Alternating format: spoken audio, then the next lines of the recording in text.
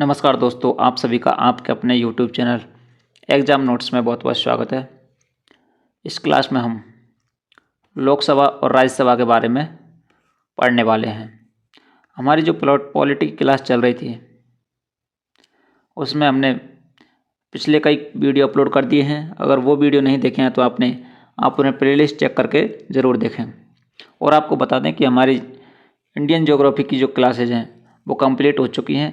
Playlist का link आपको description में दे दिया जाएगा, वो भी आप देख सकते हैं। बहुत ही बेहतरीन ढंग से आपको और बहुत ही एक इजी वे में समझाया गया है। आपके ज़रूर समझ में आएगा, कंटेंट पसंद आएगा। चलिए क्लास शुरू करते हैं। देखिए, लोकसभा और राज्यसभा के बारे में कानून बनाने वाली जो संस्था है वो कौन सी है? आपके संसद। संसद का वर्णन जो है आर्टिकल 79 यानी अनुच्छेद 79 में मिलता है। और ये कहाँ से ली गई है? ब्रिटेन से ली गई है, ब्रिटेन के संविधान से। देखिए, संसद के 3 अंग होते हैं। कितने अंग होते हैं? 3 अंग होते हैं, जिनमें कौन कौन से हैं? एक तो राष्ट्रपति है, जिसका आर्टिकल 52 के अंदर उल्लेख मिलता है। और दूसरा है राज्यसभा, जिसका आर्टिकल 80 के अंदर अनुच्छेद 80 में वर्णन मिलता है। और तीसरा है लोकसभा, जिसका अनुच्छेद 81 में वर्णन मिलता है। यहाँ पर बात की जाए राष्ट्रपति की, तो राष्ट्रपति एक अभिन्न अंग है। किसका? संसद का अभिन्न अंग है राष्ट्रपति, जो कि बिल लोकसभा या राज्यसभा में आते हों और प्रेसिडेंट साइन करता है। कोई भी बिल लोकसभा या राज्यसभा में पेश किया जाएगा, उसके बाद में राष्ट्रपति जब साइन करेगा तो क्या बन जाता है? एक अधिनियम, एक्ट बन जाता है। क्या बन जाता है? एक्ट बन जाता है। ये इसका मत। उसके बाद में है आपके राज्यसभा, ये उच्च सदन। क्या कहा जाता है? उच्च सदन कहा जाता है इसको। द्वितीय सदन कहा जाता है, बूढ़ों का सदन कहा जाता है, अप्रत्यक्ष सदन कहा जाता है।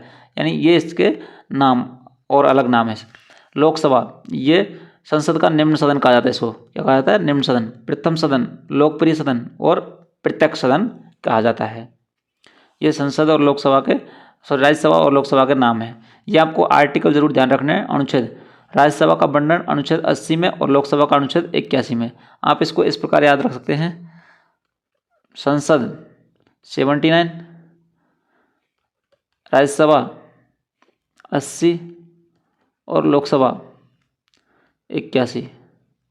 सरला याद रख सकते हैं। सरला से संसद 79, 80, 81। आपके राष्ट्रपति हो जाएगा आर्टिकल 52 में। यहाँ देखिए, लोकसभा और राज्यसभा में डिफरेंस जो है, यानी लोकसभा है अनुच्छेद 81 में वर्णन मिलता है, राज्यसभा का मिलता है 80 में। इसे प्रथम सदन या निम्न सदन कहा जाता है, इसे द्वितीय सदन या उच्च सदन कहा जाता है। अस्थायी सदन और स्थायी सदन, house of people, council of states. गठन इसका हुआ 17 अप्रैल 1952 को, और राज्यसभा गठन होता है 3 अप्रैल 1952 को। तो पुराना कौन सा हुआ है? राज्यसभा। यहाँ पर सदस्य जो हैं लोकसभा में अधिकतम कितने होते हैं? 552, जिन 530 + 20 + 2। यहाँ पर हैं सदस्य अधिकतम 250, 238 + 12। ये आपके अधिकतम जो लोकसभा की सीटें हैं वो कहाँ पर हैं? यूपी में 80। और यहाँ पर राज्यसभा की अधिकतम सीट है 31, ये भी यूपी के अंदर है। आपके राजस्थान में कितनी है? 25। और राज्यसभा की है राजस्थान में 10। गणापूर्ति या कोरम जो है वो 1/10 सदस्य भाग या 25% सदस्य, 1/10 सदस्य होने चाहिए। इसी प्रकार यहाँ पर भी 1/10 सदस्य, तो 250 का 1/10 कितना हो गया? 25 सदस्य होते हैं। तो ये इनके अंदर डिफरेंस जो है आपको ध्यान रखना है। ब्रिटिश संसद विश्व की सभी संसदों की जननी है। संसद शब्द जो है कहाँ से लिया गया? फ्रांस से लिया गया। अमेरिका में संसद को क्या कहते हैं? कांग्रेस कहते हैं। ब्रिटिश संसद, हाउस ऑफ लॉर्ड उच्च सदन राज्यसभा, हाउस ऑफ कॉमन निम्न सदन लोकसभा। ये वहाँ ब्रिटिश संसद में इस प्रकार इसका डिविडेशन है। अमेरिकन संसद में सीनेट, हाउस ऑफ रिप्रेजेंटेटिव, उच्च सदन है सीनेट जिसको बोलते हैं, और निम्न सदन को बोलते हैं हाउस ऑफ रिप्रेजेंटेटिव। ये निम्न सदन है। जैसे अपने भारतीय संसद में यहाँ पर लोकसभा, राज्यसभा और लोकसभा, उच्च सदन होता है आपके राज्यसभा और निम्न सदन होता है लोकसभा। तो ये आपको समझ में आया होगा। इसी प्रकार यहाँ पर आपके ब्रिटिश का देख लीजिए, उच्च सदन कौन सा होता है, हाउस ऑफ लॉर्ड, और हाउस ऑफ कॉमन होता है निम्न सदन। राज्यसभा और लोकसभा का ये जो सीटों का डिवाइडेशन है, ये आप अच्छी तरीक़ा से डायग्राम से समझ लीजिए। देखिए राज्यसभा की बात की जाए तो अधिकतम संख्या कितनी हो सकती है, 250 हो सकती है, जिसमें 12 सदस्य जो होंगे मनोनीत होंगे, बाकी 238 सदस्य क्या होंगे, निर्वाचित होंगे। इसी अभी जो वर्तमान में संख्या है वो कितनी है, वो है आपके 245। कितनी है, 245 वर्तमान में है, जिनमें से 12 तो मनोनीत होते हैं और 233 निर्वाचित चुने जाते हैं। अब इन 233 में से 225 जो हैं ये तो आते हैं स्टेट राज्यों से, किससे आते हैं, राज्यों से, और 8 आते हैं आपके यूटी केंद्र शासित प्रदेशों से, जिसमें 3 दिल्ली से आते हैं और 1 पुदुचेरी से और 4 जम्मू कश्मीर से। ये यहाँ पर 8 जो हैं केंद्र शासित प्रदेश से जो आपके राज्यसभा सदस्य चुने जाते हैं, मतलब आते हैं। यहाँ पर लोकसभा सदस्यों की अगर बात की जाए तो अधिकतम संख्या कितनी है, 550, जिसमें निर्वाचित सदस्य सारे के सारे निर्वाचित होते हैं। 20 केंद्र शासित प्रदेशों से और 530 राज्यों से चुने जाते हैं। वर्तमान में है जो संख्या वो कितनी है, 543। सभी सदस्य निर्वाचित होते हैं, सभी सदस्य क्या होते हैं, निर्वाचित होते हैं, जिनमें 19 तो केंद्र शासित प्रदेशों से आते हैं यूटी से, और 524 राज्यों से आते हैं। अब यूटी में कौन कौन से कितने आते हैं, तो दिल्ली से आते हैं आपके 7, कितने आते हैं, 7 आते हैं दिल्ली से, 7 लोकसभा सांसद चुने जाते हैं दिल्ली से, 5 जम्मू कश्मीर से, 1 लद्दाख से और 6 अन्य से चुने जाते हैं। अब इन 6 में कौन कौन से हैं, 1 चंडीगढ़, 1 दादर नगर हवेली और 1 अंडमान निकोबार, 1 पुदुचेरी, 1 लक्षद्वीप और 1 दमनदीप। ये 6 यहाँ से एक एक आते हैं। तो ये आपके जो सीटों के डिवाइडेशन का लोकसभा और राज्यसभा सीटों का, ये आप इसको ध्यान में रखिए, कई बार इनसे क्वेश्चन पूछा जाता है। लोकसभा के बारे में विस्तार से देखिए, जानते हैं। लोकसभा का वर्णन जो है अनुच्छेद 81 में मिलता है, जिसे हाउस ऑफ पीपल कहा जाता है, और इसकी स्थापना 1954 में होती है। लोकसभा प्रथम सदन या निम्न सदन, अस्थायी सदन और प्रत्यक्ष सदन इसको कहा जाता है। प्रत्यक्ष यानी बिल्कुल लोगों के सामने लोग इसको निर्वाचित करते, जनता इसको निर्वाचित की जाती। प्रथम लोकसभा का गठन 17 अप्रैल 1952 को हुआ। लोकसभा की पहली बैठक होती है 13 मई 1952 को। प्रथम लोकसभा 1952 से 1957 इसका कार्यकाल रहा था प्रथम लोकसभा को। वर्तमान में 17वीं लोकसभा 2019 से 2024 जो थी, जिसमें 18वीं लोकसभा के चुनाव 2024 में हुए। 17वीं लोकसभा थी और 18वीं के कब हुए, 2024 में। लोकसभा के चुनाव की अधिसूचना भारत का चुनाव आयोग जो आर्टिकल 324 के तहत सबसे पहले नामांकन भरा जाएगा, उसके बाद वोटिंग होगी और उसके बाद में मतगणना होती है। लोकसभा सदस्यों का चुनाव जो है बहुमतवादी व्यवस्था पर किया जाता है, FPTPS, first past the post system, इसके आधार पर होता है। आर्टिकल 84 में सदस्यों की योग्यता न्यूनतम एज 25 वर्ष। अगर लोकसभा संसद का चुनाव लड़ना है, लोकसभा सदस्य बनना है, तो आपकी उम्र कितनी होनी चाहिए, 25 वर्ष होनी चाहिए। और कुल डाले गए वैध मतों का, जैसे आप नामांकन भरते हैं, नामांकन भरने के बाद में वोटिंग होगी, नामांकन के साथ में आपको क्या 25,000 राशि जमानत राशि के रूप में सिक्योरिटी जमा करानी होती है। उसके बाद में आपकी वोटिंग होगी। वोटिंग पर आपको कम से कम 1/6 मत प्राप्त होने चाहिए। वैध मतों का 1/6 वोट प्राप्त अगर आपको होते हैं तो आपकी जमानत राशि जो है, सिक्योरिटी राशि वापस कर दी जाती है, अन्यथा ये जमानत जब्त जो हो जाती है, यानी कि ये वापस नहीं मिलते हैं 25,000 रुपये। कोई भी एक व्यक्ति 2 जगह से, कितनी जगह से, 2 जगह से चुनाव, लोकसभा चुनाव लड़ सकते हैं आर्टिकल 101 के तहत। 2 जगह से जीतने पर उसे 1 सीट छोड़नी होती है। अगर 1 सीट नहीं छोड़ता है तो दोनों सीट कैंसिल कर दी जाती हैं लोकसभा स्पीकर द्वारा। खाली सीट पर उपचुनाव करवाए जाते हैं, बाय इलेक्शन करवाए जाते हैं। आर्टिकल 326 जिसमें वोट डालने की आयु जो है 18 वर्ष थी, जिसे 61वें संविधान संशोधन द्वारा 1989 में वोट डालने की आयु 21 से 18 वर्ष कर दी गई। किसके कार्यकाल में की गई थी? तत्कालीन प्रधानमंत्री राजीव गांधी के कार्यकाल में की गई थी। आर्टिकल 83(2) लोकसभा का कार्यकाल कितना होता है? 5 वर्ष होता है। आर्टिकल 83(2) में इसका वर्णन है। आपातकाल में लोकसभा का कार्यकाल एक बार में 1 वर्ष बढ़ाया जा सकता है। एक बार बढ़ाया गया था 5वीं लोकसभा में। कब बढ़ाया गया? 5वीं लोकसभा में बढ़ाया गया था 1971 से 1977 तक। सबसे बड़ा लोकसभा क्षेत्र जो है वो कौन सा है? लद्दाख है। जनसंख्या मल्काजगिरी तेलंगाना में, जनसंख्या के आधार पर जो है मल्काजगिरी तेलंगाना में सबसे बड़ा लोकसभा क्षेत्र है।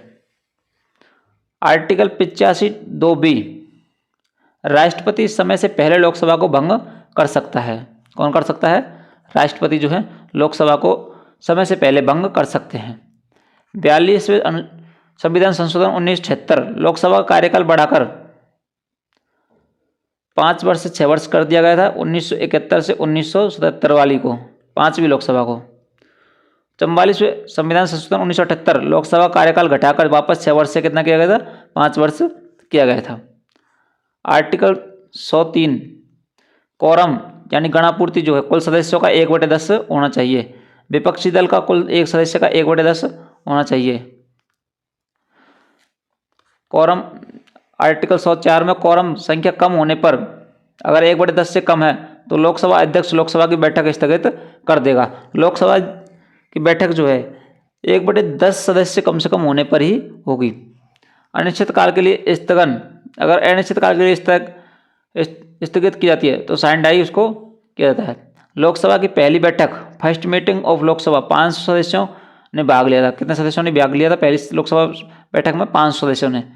7वें अमेंडमेंट एक्ट 1956 में 500 सीट, जिनमें 525 सीट कर दी गई। उसके बाद में 31वें संविधान संशोधन एक्ट 1973 में 525 सीट से 545 सीट कर दी गई और 1987 में 545 से 552 सीट की गई। सीटों की संख्या जो है नंबर ऑफ सीट 1971 की जनगणना पर आधारित है ये। 84वें अमेंडमेंट एक्ट 2001 2026 तक 552 सीट रहेंगी, ये इसमें कहा गया। 84 देखिए 552 सीट का जो वितरण है वो किस प्रकार? 28 राज्य हैं और 8 यूटी हैं। 28 राज्यों से मैक्सिमम 530 सदस्य आ सकते हैं। वर्तमान में 524 आते हैं और यूटी से 20 आ सकते हैं, जो कि वर्तमान में कितने हैं? 19 और 524 मिलकर के अभी वर्तमान में आ रहे हैं 543 सीट। आंग्ल भारतीय आर्टिकल 366(2) सदस्य जो मनोनीत किए जाते थे 331 में, उनको 104वें संविधान संशोधन 2019 द्वारा हटा दिया गया था।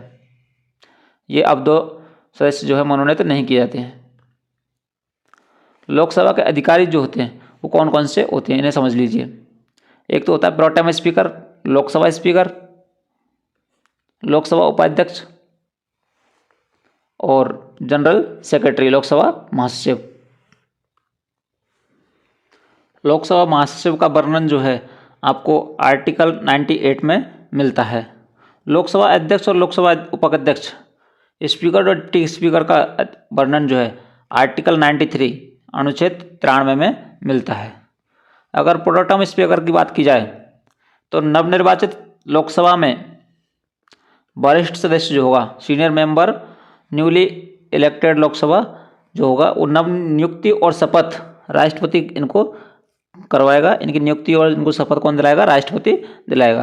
प्रोटेम स्पीकर जो है लोकसभा स्पीकर भी बन सकता है।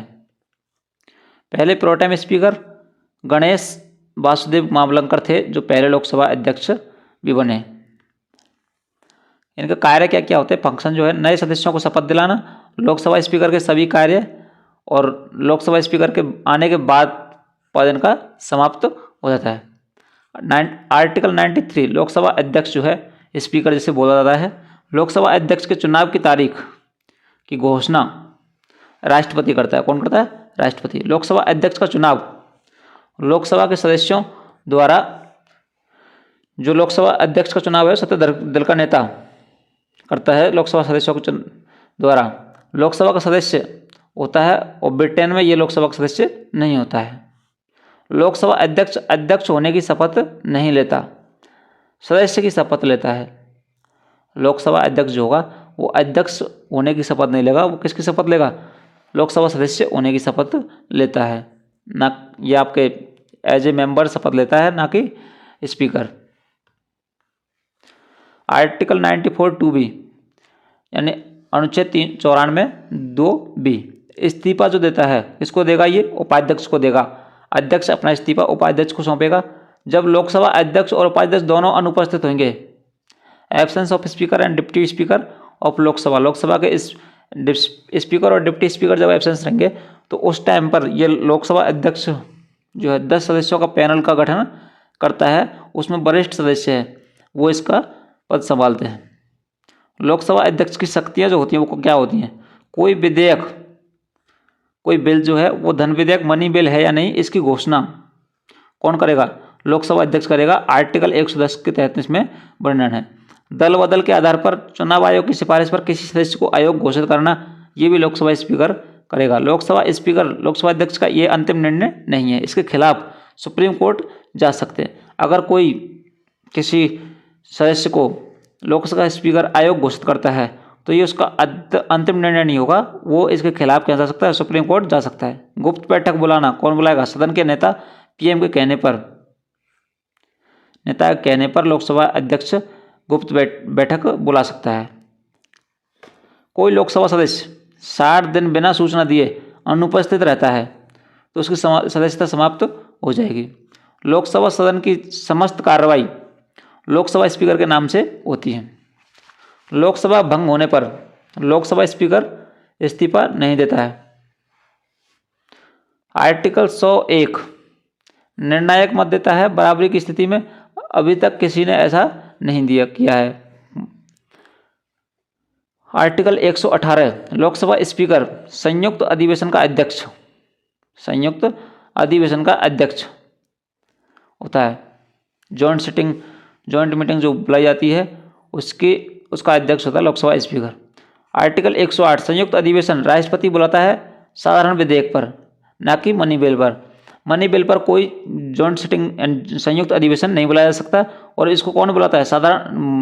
राष्ट्रपति बुलाता है। और किस पर बुलाता है? साधारण विधेयक पर बुलाता है।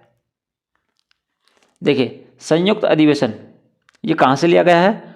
ऑस्ट्रेलिया से लिया गया। अब तक 3 बार ये बुलाया गया है। दहेज प्रथा एक्ट पर 1961 में और बैंक सेवा आयोग पर 1977 में, आतंकवाद विरोध अधिनियम 2002 पर, इनमें ये बुलाया गया। संयुक्त अधिवेशन कब नहीं लाया जा सकता? एक तो धन विधेयक पर, मनी बिल पर संयुक्त अधिवेशन नहीं लाया जाता। संविधान संशोधन विधेयक पर, उस पर भी संयुक्त अधिवेशन नहीं लाया जाता। लोकसभा बैठक की समाप्ति 3 प्रकार से की जा सकती है। एक तो स्थगन, दूसरा सत्रावसान और तीसरा लोकसभा भंग। अब इन तीनों में से अगर होता है तो इस प्रकार लोकसभा बैठक की समाप्त की जा सकती है। लोकसभा स्पीकर संसदीय समितियों के अध्यक्ष की नियुक्ति करता है। लोकसभा सचिवालय लोकसभा स्पीकर के प्रति उत्तरदायी होता है। किसके प्रति उत्तरदायी होता है? लोकसभा स्पीकर के प्रति उत्तरदायी होता है, ना कि लोकसभा के प्रति उत्तरदायी। लोकसभा सचिव की नियुक्ति लोकसभा स्पीकर करता है। लोकसभा सचिव जो होगा उसकी नियुक्ति कौन करेगा? लोकसभा स्पीकर करेगा। ये आपको ध्यान रखना है। लोकसभा सचिव का कार्यकाल 60 वर्ष तक होता है। सभी प्रशासनिक कार्य जो है लोकसभा सचिव करता है। लोकसभा स्पीकर तय करता है कि पीएम के साथ कौन कौन विदेश दौरे पर जाएगा। संसद भवन में कोई भी परिवर्तन अगर किया जाता है तो लोकसभा स्पीकर की अनुमति से ही होगा। संसदीय मामलों में अंतिम निर्णय लोकसभा स्पीकर का होता है। आर्टिकल 94 में लोकसभा स्पीकर को हटाने का अधिकार है और ये कौन हटाता है? लोकसभा के सदस्य हटा सकते हैं। प्रस्ताव 50 सदस्य और सूचना 14 दिन पहले देनी पड़ती है। पास 2/3 से बहुमत से अगर पास होता है तो लोकसभा स्पीकर को हटाया जा सकता है।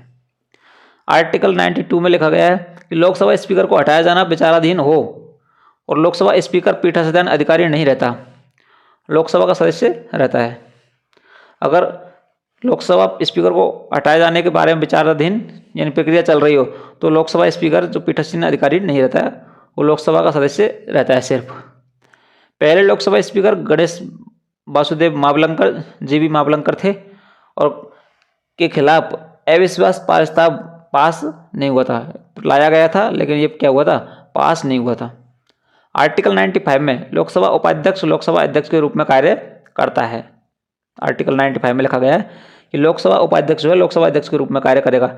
अगर ये हट जाएगा तो कौन करेगा, लोकसभा उपाध्यक्ष। 1921 में लोकसभा अध्यक्ष फ्रेडरिक वाइट और लोकसभा उपाध्यक्ष सच्चिदानंद सिन्हा। 1925 में केंद्रीय विधान परिषद के निर्वाचित सदस्य विट्ठल भाई पटेल। पहले लोकसभा स्पीकर जीवी मावलंकर थे। सबसे लंबे समय तक लोकसभा स्पीकर रहने वाले बलराम जाखड़ 1980 से 1989 तक। सबसे कम समय तक लोकसभा स्पीकर नीलम संजीव रेड्डी, बाद में ये राष्ट्रपति चुने गए। पहली महिला लोकसभा स्पीकर ये आपके मीरा कुमारी 15वीं लोकसभा में ये थी। दूसरी महिला लोकसभा स्पीकर सुमित्रा महाजन 16वीं लोकसभा में। वर्तमान लोकसभा स्पीकर जो ओम बिरला हैं वो 17वें हैं। पहली महिला लोकसभा सचिव स्नेहलता श्रीवास्तव। उसके बाद में हम पढ़ते हैं राज्यसभा। राज्यसभा का वर्णन है आर्टिकल 80 अनुच्छेद 80 में, जिसे काउंसिल ऑफ स्टेट कहा गया 1954। राज्यसभा द्वितीय सदन, उच्च सदन, स्थायी अप्रत्यक्ष सदन ये इसके उपनाम है। राज्यसभा का गठन किया गया था 3 अप्रैल 1952 को। राज्यसभा की पहली बैठक होती है 13 मई 1952 को। आर्टिकल 83(1) के अंतर्गत राज्यसभा कभी भंग नहीं होती, ये लिखा गया है। राज्यसभा जो है एक स्थायी सदन है। कैसा है, स्थायी सदन है, इसे भंग नहीं किया जा सकता। हर 2 वर्ष में 1/3 सदस्य इस्तीफा देते हैं। राज्यसभा के सदस्य का कार्यकाल होता है 6 वर्ष। राज्यसभा का कोई कार्यकाल नहीं होता। राज्यसभा जो है स्थायी सदन है, राज्यसभा का कोई कार्यकाल नहीं होता। लोकसभा का कार्यकाल कितना होता है, 5 वर्ष। आर्टिकल 84 2D राज्यसभा का सदस्य बनने की आयु जो है 30 वर्ष होती है। अगर आपको राज्यसभा सांसद का बनना है तो आपकी उम्र कितने वर्ष होनी चाहिए, 30 वर्ष होनी चाहिए। और लोकसभा सदस्य बनने के लिए 25 वर्ष होनी चाहिए। सदस्यों का चुनाव एकल संक्रमणीय मत पद्धति से होता है, ओपन बैलेट पेपर से। 2003 से पहले गुप्त मतदान होता था। 2003 के बाद कोई व्यक्ति कहीं से भी चुनाव लड़ सकता है। राज्यसभा सीटों का जो बंटवारा है वो इस प्रकार है। ये अनुसूचित 4 में बताया गया है। अधिकतम सीटें जो हैं कितनी होंगी, 250 होंगी। वर्तमान सीटें कितनी हैं, 245 हैं, जिसमें आपके 12 जो सदस्य हैं वो मनोनीत किए जाते हैं राष्ट्रपति के द्वारा और निर्वाचित होते हैं 233 सदस्य, जिनमें 225 सदस्य राज्यों से आते हैं और 8 सदस्य यूटी से आते हैं, जिनमें जम्मू कश्मीर से आते हैं 4 और 3 आते हैं दिल्ली से और 1 पांडिचेरी से आता है। मनोनीत जो सदस्य होंगे वो आपके साहित्य, कला और विज्ञान सेवा के क्षेत्र में मनोनीत किए जाते हैं। राज्यसभा सदस्यों का चुनाव विधानसभा के सदस्यों द्वारा किया जाता है। ये मोस्ट इंपॉर्टेंट है, आपको ध्यान रखना है। राज्यसभा सदस्यों का चुनाव जो है विधानसभा के सदस्यों द्वारा किया जाता है। सर्वाधिक राज्यसभा सीटें जो है 31 यूपी से हैं। प्रतिनिधित्व के आधार पर, जनसंख्या के आधार पर इनका प्रतिनिधित्व होता है। राज्यसभा के अधिकारी जो हैं वो कौन कौन होते हैं, एक तो होता है सभापति, दूसरा होता है उपसभापति, तीसरा होगा आपके सचिव। सबसे पावरफुल जो है प्रशासनिक कार्यों के लिए वो कौन होते हैं, सचिव ही होते हैं। आर्टिकल 89 89 वन में सभापति के बारे में लिखा गया है, 89 2 में उपसभापति के बारे में, और आर्टिकल 98 में अनुच्छेद 98 में आपके सचिव के बारे में बताया गया है। आर्टिकल 89 1 अनुच्छेद 89 1 में देखिए सभापति के बारे में बात करते हैं। अनुच्छेद 64 राज्यसभा का सभापति। अनुच्छेद 64 के तहत उपराष्ट्रपति राज्यसभा का सदस्य नहीं होता है। सभापति कौन होता है, उपराष्ट्रपति होता है, लेकिन ये राज्यसभा का सदस्य नहीं होता है। प्रथम सभापति सर्वपल्ली राधाकृष्णन थे। नोट, राष्ट्रपति, उपराष्ट्रपति व राज्यपाल किसी भी सदन के सदस्य नहीं होते हैं। सभापति की शपथ उपराष्ट्रपति के पद की, लेकिन वेतन जो है सभापति के पद का लेता है। उपराष्ट्रपति जो है सभापति की शपथ लेता है, उपराष्ट्रपति के पद की लेता है, लेकिन वेतन किसका लेता है? सभापति के पद का लेता है। सभापति एक पैनल का गठन करता है, जैसे 6 सदस्य होते हैं, 6 सदस्यों का, और सभापति जब सभापति और उपसभापति अनुपस्थित होते हैं तो वो पैनल का गठन करता है। उपराष्ट्रपति को हटाने का अधिकार राज्यसभा के सदस्यों को होता है। जब उपराष्ट्रपति को हटाया जाएगा तब वह सभापति के रूप में कार्य नहीं करेगा। अगर उपराष्ट्रपति हटा दिया जाता है तो वह सभापति के रूप में कार्य नहीं करेगा। जब उपराष्ट्रपति राष्ट्रपति के रूप में कार्य करेगा तब वह सभापति नहीं रहेगा। वेतन व भत्ते सभी सुविधाएं जो है राष्ट्रपति की मिलेंगी। होता क्या है, जब राष्ट्रपति त्यागपत्र दे दे या महाभियोग द्वारा हटा दिया जाए राष्ट्रपति को, तो उसकी जगह उपराष्ट्रपति जो है क्या करेगा? कार्यवाहक राष्ट्रपति के रूप में कार्य करेगा, तब वो सभापति नहीं रहेगा। और जब सभापति नहीं रहेगा तो उपराष्ट्रपति जो है राष्ट्रपति के रूप में कार्य करेगा, और राष्ट्रपति के वेतन भत्ते और सभी सुविधाएं उनको राष्ट्रपति की ही मिलेंगी, तो वो सभापति नहीं रहेगा। आर्टिकल 89(2) में उपसभापति की बात की गई। उपसभापति को राज्यसभा के सदस्य चुनते हैं। उपसभापति को कौन चुनते हैं? राज्यसभा के सदस्य चुनते हैं। उपसभापति को राज्यसभा के प्रति उत्तरदायी होता है, ना कि सभापति के। उपसभापति को राज्यसभा के प्रति उत्तरदायी होता है। राज्यसभा और लोकसभा में अंतर देखिए। राज्यसभा में होते हैं आपके सभापति और उपसभापति, और लोकसभा में होते हैं अध्यक्ष और उपाध्यक्ष। ये आर्टिकल 89 में और ये आर्टिकल 93 में।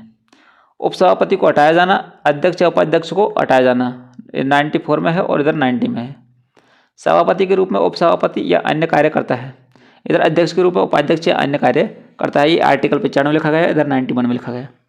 आर्टिकल 92 में सभापति और उपसभापति को हटाए जाने पर पीठासीन नहीं होगा, ये लिखा गया है। इधर 96 में लिखा गया अध्यक्ष और उपाध्यक्ष को हटाए जाने पर पीठासीन नहीं होगा, ये लिखा गया है। आर्टिकल 97 वेतन अध्यक्ष और उपाध्यक्ष और सभापति उपसभापति को के वेतन के बारे में लिखा गया है आर्टिकल 97 में। आर्टिकल 98 के बारे में बात कीजिए। राज्यसभा का महासचिव जो होगा उसके बारे में वर्णन मिलता है। सचिव की नियुक्ति राज्यसभा का सभापति करेगा। सचिव सभापति के प्रति उत्तरदायी होगा, और सचिव का कार्य होगा सभी प्रशासनिक कार्य जो हैं वो किसके होंगे? सचिव के होंगे, सचिव करेगा। आर्टिकल 249 राज्य सूची के किसी विषय को राष्ट्रीय महत्व का घोषित करना, ये राज्यसभा की विशेष शक्ति होती है। उपस्थित सदस्यों के 2/3 बहुमत से, 2/3 बहुमत से इसे ये किसी विषय को राष्ट्रीय महत्व का घोषित कर सकता है। यह प्रस्ताव 1 साल के लिए लाया जाता है और इसे हर साल बढ़ाया जा सकता है। आर्टिकल 312 में उपस्थित सदस्यों को 2/3 बहुमत से all India service IAS IPS IAFS 1961 और IAS 1965। आर्टिकल 85 संसद के सत्रों के बारे में बताया गया है। संसद के सत्र को बुलाने का अधिकार जो है, संसद के सत्र बुलाने का अधिकार राष्ट्रपति मंत्रिपरिषद की सलाह पर सिर्फ राष्ट्रपति को होता है। राष्ट्रपति संसद के सत्र बुला सकता है। संसद के 2 सत्रों के बीच 6 महीने से अधिक का समय नहीं होना चाहिए। राष्ट्रपति विशेष अधिवेशन बुला सकता है, जिसमें 14 दिन का नोटिस दे करके लोकसभा अध्यक्ष या राज्यसभा सभापति ये कोई प्रश्न नहीं कर सकते। संसद के सत्र, बजट सत्र होगा जो सबसे बड़ा सत्र होता है फरवरी से मई तक। मानसून सत्र जुलाई से सितंबर, और शीतकालीन सत्र होगा सबसे छोटा होगा जो नवंबर दिसंबर का होगा। संसद की कार्यवाही प्रश्नकाल चलता है ये 11 बजे से और 12 बजे तक, 11 AM से 12 PM। शून्यकाल 12 PM से 1 PM, और लंच होता है उसके बाद में 1 से 2, और प्रस्तावों पर चर्चा होती है 2 से 6 PM। ये संसद के अंदर जो है इसके प्रश्नकाल, शून्यकाल, लंच और प्रस्तावों का चर्चा, ये आपको इनका क्रम ध्यान रखना है। बजट सत्र चलता है, सबसे बड़ा सत्र होता है फरवरी से मई, और इधर आपके मानसून सत्र चलता है जुलाई से सितंबर, और शीतकाल सत्र होता है सबसे छोटा होता है। आर्टिकल 85 अनुच्छेद 85 में संसद के सत्र, ये अभी आपको बताया है। सत्र बुलाने का अधिकार किसको होता है? राष्ट्रपति को। 2 सत्रों के बीच 6 महीने से अधिक समय नहीं होना चाहिए, और विशेष अधिवेशन कौन बुला सकता है? राष्ट्रपति बुला सकता है। जिस विशेष अधिवेशन में लोकसभा अध्यक्ष और राज्यसभा सभापति कोई प्रश्न नहीं कर सकते। यहाँ पर बजट सत्र सबसे बड़ा होगा, मानसून सत्र और शीतकालीन सत्र सबसे छोटा होगा। सत्र बुलाना या सत्रावसान की घोषणा कौन करेगा? राष्ट्रपति करेगा। सत्र को स्थगित कौन करेगा? लोकसभा या राज्यसभा के सदस्य, अध्यक्ष या सभापति करेंगे। अविश्वास प्रस्ताव, नो कॉन्फिडेंस मोशन। अविश्वास प्रस्ताव विपक्षी दल लाता है। कौन लाता है? विपक्षी दल लाता है, जिसे 50 सदस्यों की सहमति से ये आता है। विपक्षी दल कुल सीटों का 1/10, ये विपक्षी दल जैसे 545 सीटें तो इनका 1/10 कितना हो जाएगा? लगभग 55।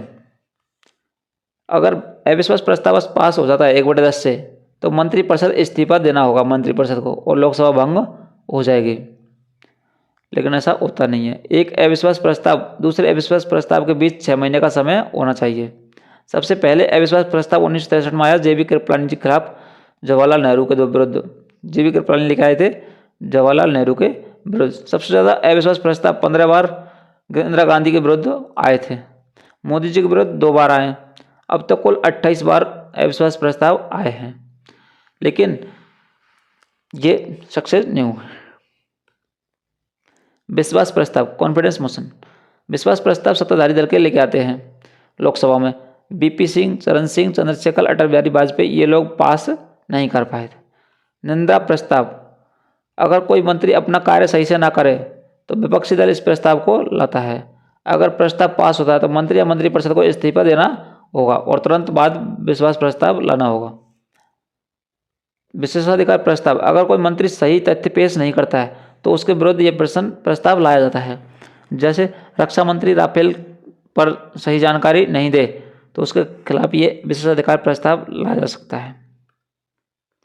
विधेयक, जहाँ बिल की बात की गई है, तो जिसमें साधारण विधेयक के बारे में बताया गया 107 में, धन विधेयक के बारे में अनुच्छेद 110 में, वित्त विधेयक के बारे में आर्टिकल 117(1) और 117(2) में, संविधान संशोधन विधेयक अनुच्छेद 368 में बताया गया है। संविधान संशोधन से संबंधित कौन सा अनुच्छेद है?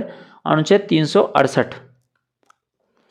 साधारण विधेयक की बात की जाए तो आर्टिकल 107, दोनों सदनों लोकसभा या राज्यसभा किसी में भी ये लाया जा सकता है। साधारण विधेयक जो है लोकसभा या राज्यसभा किसी में भी लाया जा सकता है। अगर बिल की बात की जाए तो ये साधारण बिल जो है लोकसभा राज्यसभा में पास होकर के प्रेसिडेंट के पास जाता है या राष्ट्रपति के पास जाता है, और राष्ट्रपति जब साइन करता है तो ये एक्ट, अधिनियम या कानून बन जाता है। कोई भी विधेयक लोकसभा या राज्यसभा से पास होकर के राष्ट्रपति के पास जाएगा, और राष्ट्रपति अगर उसको साइन कर देता है तो वो क्या बन जाएगा? अधिनियम या कानून बन जाएगा। साधारण विधेयक की बात की जाए तो यदि कोई मंत्री लाए इसे और लोकसभा पास ना करे और मंत्रिपरिषद इसे इस्तीफा देना होगा। लोकसभा पास कर दे और राज्यसभा पास ना करे तब राष्ट्रपति संयुक्त अधिवेशन 108 से के तहत ये बुलाएगा, जो कि ये आपका संयुक्त अधिवेशन कहाँ से लिया गया है? अमेरिका से लिया गया है। संयुक्त अधिवेशन का अध्यक्ष लोकसभा अध्यक्ष होगा, जो कि अनुच्छेद 118 के तहत लिखा गया है। साधारण विधेयक, राष्ट्रपति की शक्ति अनुच्छेद 111 में दी गई। अनुमति दे सकता है, इसको रोक सकता है, पुनर्विचार के लिए संसद के पास भेज सकता है। अगर संसद दोबारा राष्ट्रपति के पास भेज दे तो राष्ट्रपति पास करने के लिए बाध्य होगा। इसमें क्या होगा कि राष्ट्रपति जो है एक बार इसे पुनर्विचार के लिए वापस संसद के पास वापस भेज सकता है, लेकिन अगर ये दोबारा संसद इसके पास राष्ट्रपति जी के पास भेज देती है तो राष्ट्रपति इसके पास इस पर साइन करने के लिए जरूर बाध्य होगा। नेक्स्ट देखिए, धन विधेयक। अगर धन विधेयक की बात की जाए तो राज्यसभा, ये प्रस्तुत सिर्फ लोकसभा में होगा। किस में होगा? सिर्फ लोकसभा में होगा, ना कि राज्यसभा में। किस में लिखा गया? अनुच्छेद 2009 में। कोई विधेयक धन विधेयक है या नहीं, इसका निर्धारण कौन करेगा? ये लोकसभा अध्यक्ष करेगा, लोकसभा स्पीकर। फिलहाल कौन है? ओम बिरला।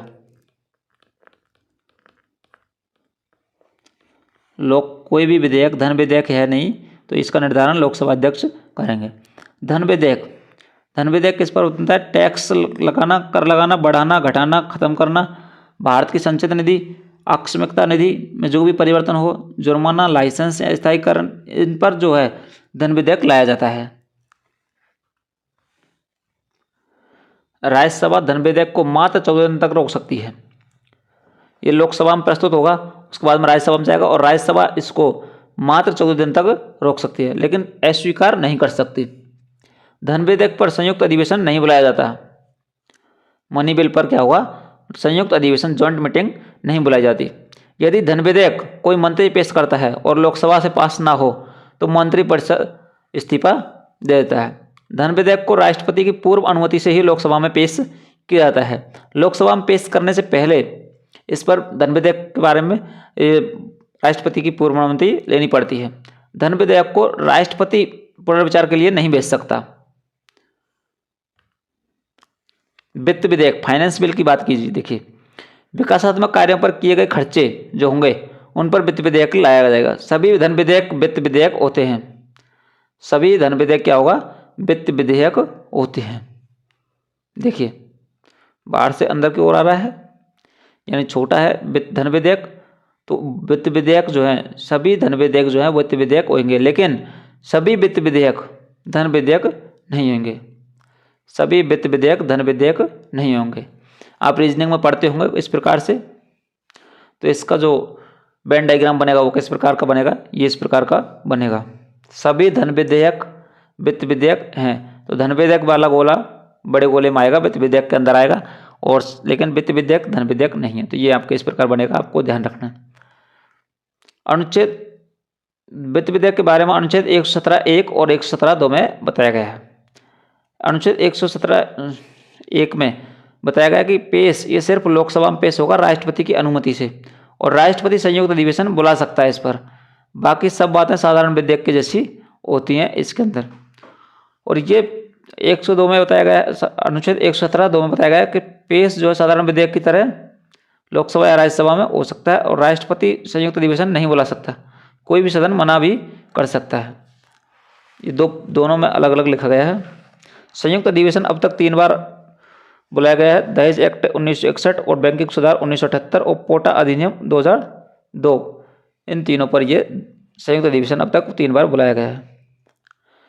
संविधान संशोधन विधेयक, कॉन्स्टिट्यूशन अमेंडमेंट बिल, आर्टिकल 368, ये पेश संसद के किसी भी सदन में पेश किया जा सकता है, लोकसभा या राज्यसभा में।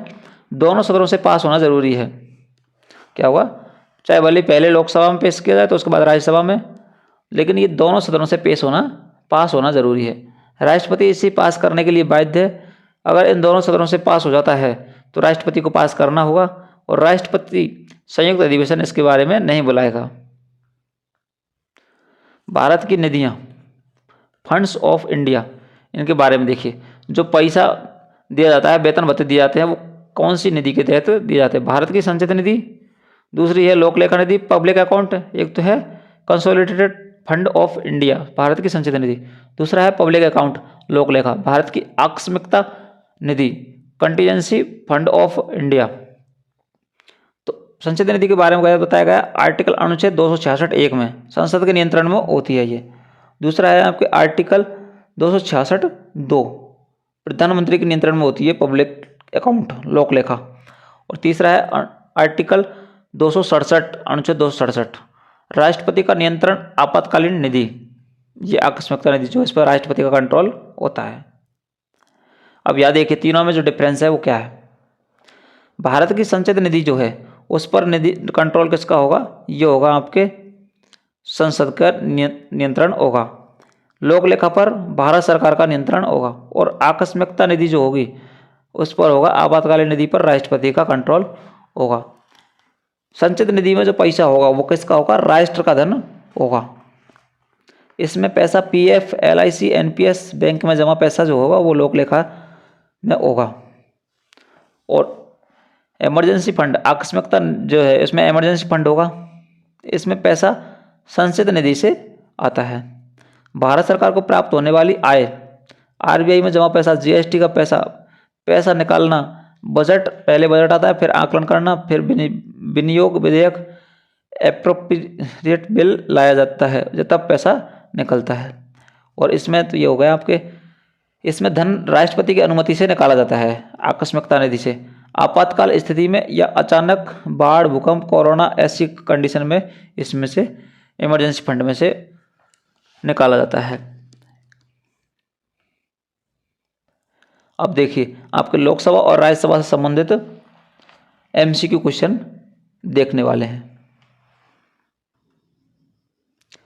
देखिए ये क्वेश्चन जो है आपके किसी भी एग्जाम, सभी एग्जाम के लिए बहुत ही इम्पोर्टेंट क्वेश्चन होने वाले हैं, तो आप इन्हें ध्यान से देखिए।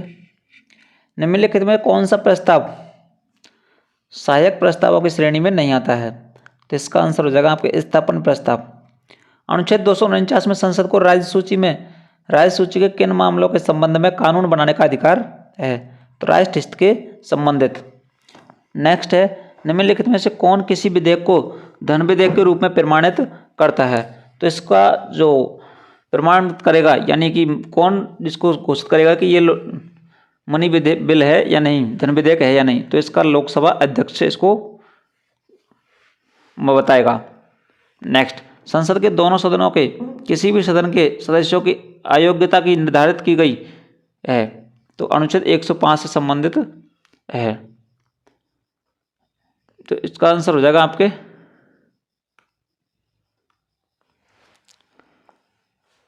इस क्वेश्चन का आंसर आप कमेंट करिएगा। संसद के दोनों सदनों के किसी भी सदन के सदस्यों की अयोग्यता निर्धारित की गई है, अनुच्छेद 105 में, अनुच्छेद 104 में, 103 में, 102 में, किस में की गई है? तो आप कमेंट करके इसका आंसर जरूर बताइएगा। अनुच्छेद 105 संबंधित है, किससे संबंधित है? संसदीय विशेषाधिकार से संबंधित है। कौन सा अनुच्छेद संसद के उन राज्यों को अनुदान देने का अधिकार देता है जिन्हें वित्तीय सहायता की आवश्यकता है? तो अनुच्छेद 275। नेक्स्ट क्वेश्चन देखिए, निम्नलिखित में से किस मामले में संसद को राज्य सूची पर कानून बनाने की शक्ति नहीं है?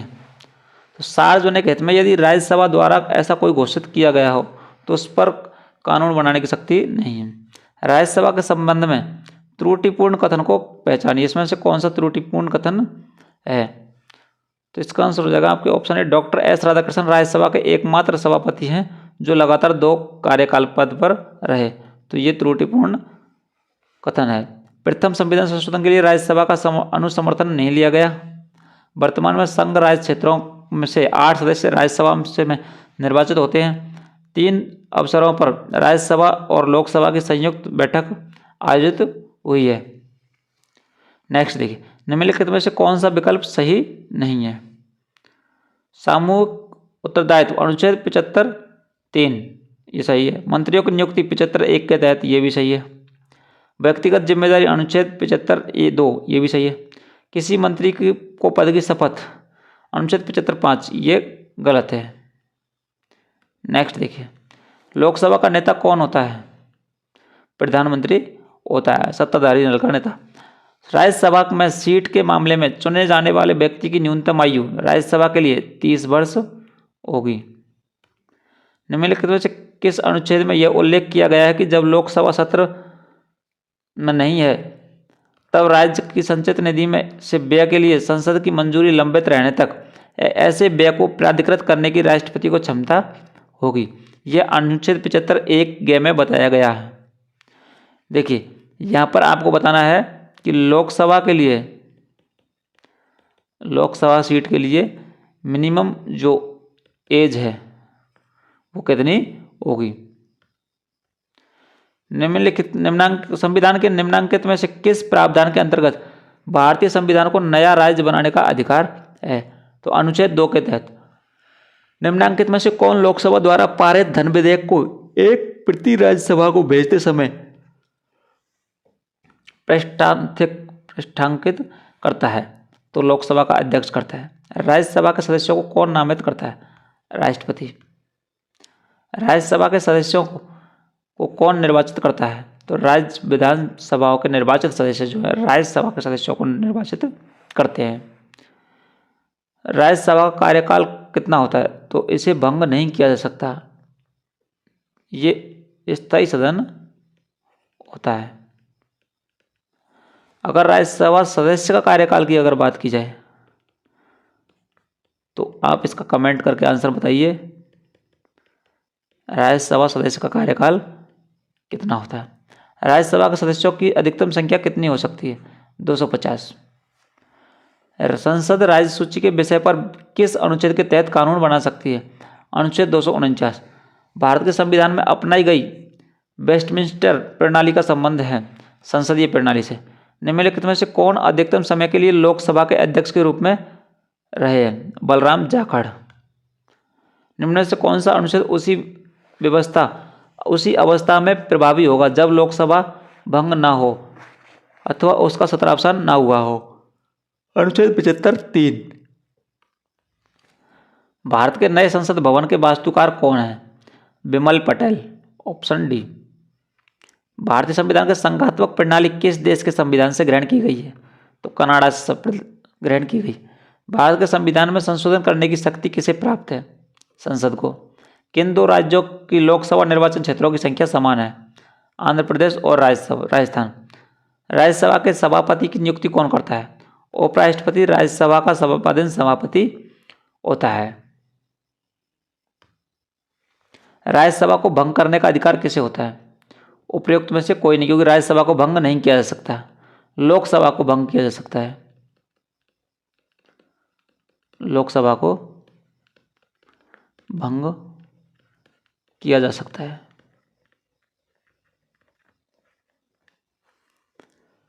लोकसभा कार्यकाल 5 वर्ष से 1 वर्ष बढ़ाया जा सकता है यदि राष्ट्रीय आपातकाल परिवर्तन में हो तो। सोमनाथ चटर्जी लोकसभा के कौन से अध्यक्ष थे? 14वें अध्यक्ष थे। भारतीय संविधान कौन सा अनुच्छेद संसद के सत्रावसान और विघटन से संबंधित है? अनुच्छेद 85।